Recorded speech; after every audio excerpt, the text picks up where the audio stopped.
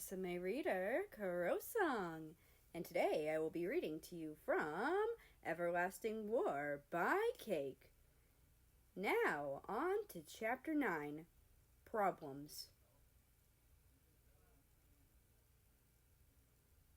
King Britain, I have news from Prussia. America looked over to see a knight running in, getting onto his knee once he reached the foot of the thrones. America was sitting next to his father, his mother not present. Kaiser German Empire has declared war on us, the knight announced, this earning him an angry sigh from Britain. Thank you, Alexander, he called to the servant who had just entered the room. Please fetch Canada and send him here. Both the knight and servant left the room, and America slumped into his seat. Fucking backstabbers, those Prussians are. Don't ever trust a Prussian, America. They're nothing but a kingdom of liars. America nodded in response, directing his gaze outside the windows. He watched a bunny hop around a bush full of flowers, it occasionally stopping to sniff some, then continuing on its dance. He was so focused on the bunny he didn't notice his brother entering the room. Canada and Britain had started talking already, but America now set his eyes on a butterfly. The butterfly landed on the bunny's nose and sat still, as if both knowing if they moved, they'd scare each other. A bunny and a butterfly, two delicate animals, sat in stillness as the gardeners and servants walked around them. Both were protected, safe. Both were safe with each other, being a sight to behold. America, a voice called, breaking his thoughts. Yes? Britain rolled his eyes and told America everything they had talked about. Catching him up, he listened intently, though he desperately wanted to look at the bunny and the butterfly again.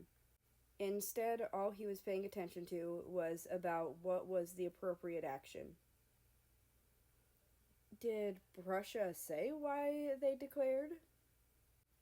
Canada asked, sitting on Mother's throne. Did the Kaiser go insane? I don't know, their father responded, taking the crown off his head and setting it on the arm of his throne, rather harshly. Britannia cannot afford another war. We've taken too many casualties, and the costs of the war against Muscovy was seeming to be expensive.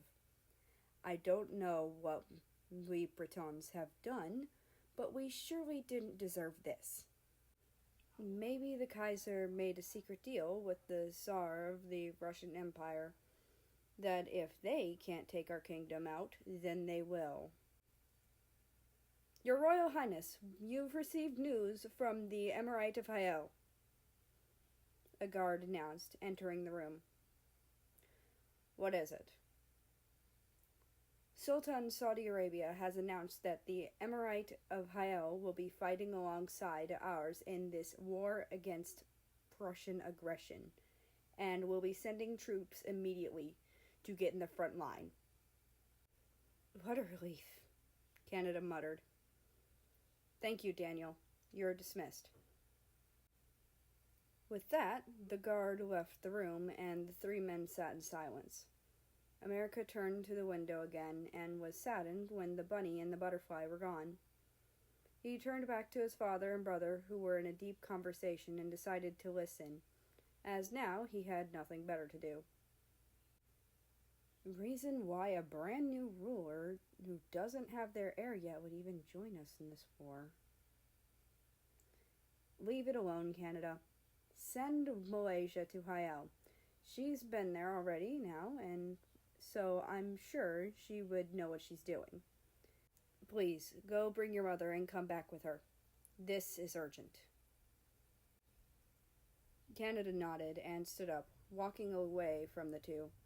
America watched him leave, wanting to follow him, but for some reason, to do something else. He didn't know what, but he felt as if he needed to do it. Father, America started speaking finally after a while. Maybe we can talk to the new Tsar of Muscovy, or Emperor of Tokugawa, so they won't declare war on us as well. Britain stared at his son. America couldn't tell if it was in anger or thought, but he was now scared. He felt as if he suggested the wrong thing. That he suggested a stupid thing. We'll try to make it work. You'll go to Muscovy, you've already met the Tsar, and I'll have Australia go to Tokugawa. Go get ready. America gave a silent nod and walked away into the hallway, heading towards his room. He assumed he'd have a guard to get Australia and bring him to Father, but didn't want to head back and ask. He reached his room fairly quickly and opened the door, immediately heading towards his wardrobe to pull his luggage out and pulled what he needed to bring. He grabbed some clothing, a messenger box, and a bottle of liquor and bourbon whiskey, and closed his luggage shut. He opened it back up and set his hat inside and shut it once again.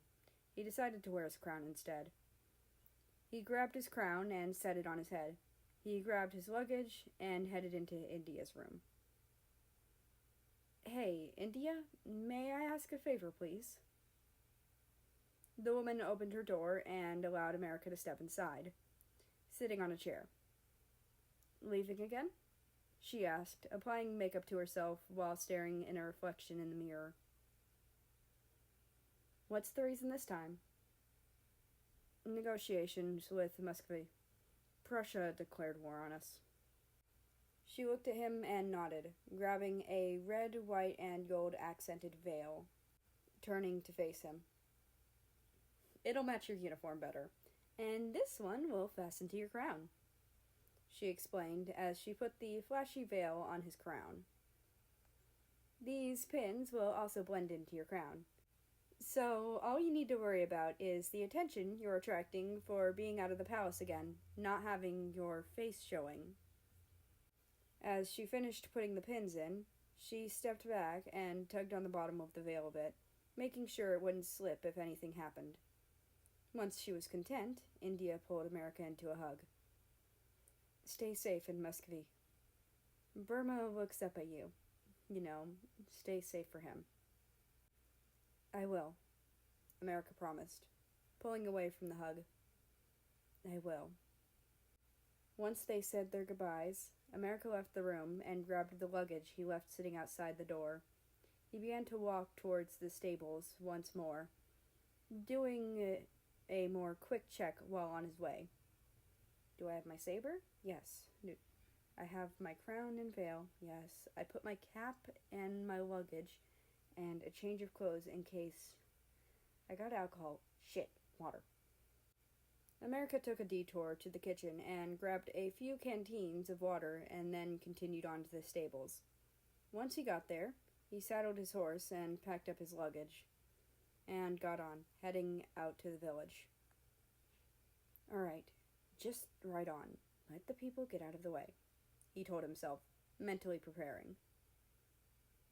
He trotted his horse into the main street of the village, holding himself high as he did so. He made sure his back was straight and his shoulders were back so his posture was great and he could see where he needed to go. Crowds immediately attracted to him, but he kept his horse moving. When the horse started slowing down, America pulled out his saber and held it in front of him, in order to intimidate the crowd. People immediately began to open up a pathway in the beginning, but they would soon stop the further he went. Move, he commanded, sticking his saber out in front of him, having the tip pointing at the crowd in front. The crowd quickly moved and left the path, sticking to the side as the street as America rode through. He sheathed his sword, allowing the horse to trot again as he grabbed both the reins. Let's go see that damn Tsar, he mumbled to himself. His vision widened from the veil. Since Britannia is in a state of everlasting war. And that's the end of this chapter. That being said, I'd like to invite you to join the Discord, which is linked down in the description below. Anyway, I hope you have a nice rest of your day, night, or whatever it is for you. Just enjoy your time. And I will see you tomorrow.